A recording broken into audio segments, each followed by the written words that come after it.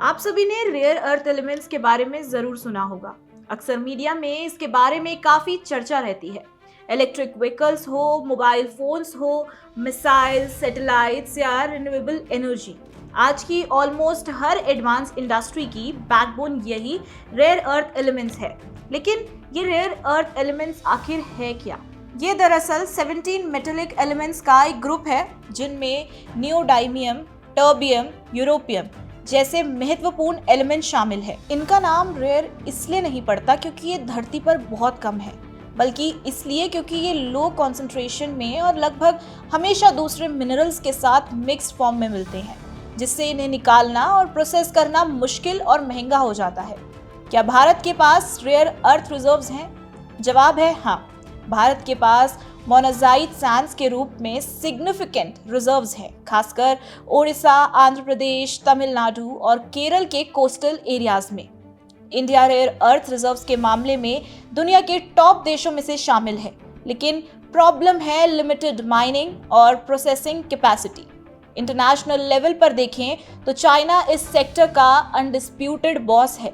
China करीब 60 to 70% global rare earth mining और लगभग 90% प्रोसेसिंग एंड रिफाइनिंग कैपेसिटी को कंट्रोल करता है। यानी रेयर अर्थ को सिर्फ एक्सट्रैक्ट ही नहीं, बल्कि उसे रिफाइन करना और यूजेबल फॉर्म में लाना असली पावर है। स्ट्रैटेजिकली रेयर अर्थ रिजर्व्स का मतलब सिर्फ इकोनॉमिक पावर से ही नहीं, बल्कि नेशनल सिक्योरिटी से भी है। Modern warfare, space missions, cyber infrastructure, green energy transition, सब कुछ रेयर अर्थ पर डिपेंड करता है। इसीलिए जो देश रेयर अर्थ सप्लाई चेन को कंट्रोल करता है, वही जियोपॉलिटिक्स में लेवरेज रखता है। अब सवाल उठता है, भारत पीछे क्यों रह गया? इसके 2 से 3 बड़े कारण रहे। पहला, प्रोसेसिंग टेक्नोलॉजी का अभाव। भारत के पास कई रेयर अर्थ मिनरल्स हैं, लेकिन उन्हें रिफाइन और सेपरेट करने की एडवांस टेक्नोलॉजी की कमी के कारण हम उनका कमर्शियल यूज नहीं कर पाते। दूसरा, स्ट्रिक्ट एनवायरमेंटल क्लियरेंस और कॉम्प्लेक्स रेगुलेशंस, जिसके कारण रेयर अर्थ माइनिंग प्रोजेक्ट्स सालों तक अटके रहते हैं। तीसरा, डिकेड्स तक पॉलिसी नेग्लेक्ट, जहां रेयर अर्थ को स्ट्रैटेजिक सेक्टर्स की तरह ट्रीट ही नहीं किया गया। यहीं पर फर्क दिखता है चाइना और इंडिया के पास्ट अप्रोच में। चाइना ने 1990s से ही रेयर अर्थ को स्ट्रैटेजिक वेपन की तरह देखा। State support, heavy investment, long term vision सब लगाया। वहीं भारत में कांग्रेस लेड गवर्नमेंट के समय इस सेक्टर पर कोई सीरियस पुश नहीं दिया गया।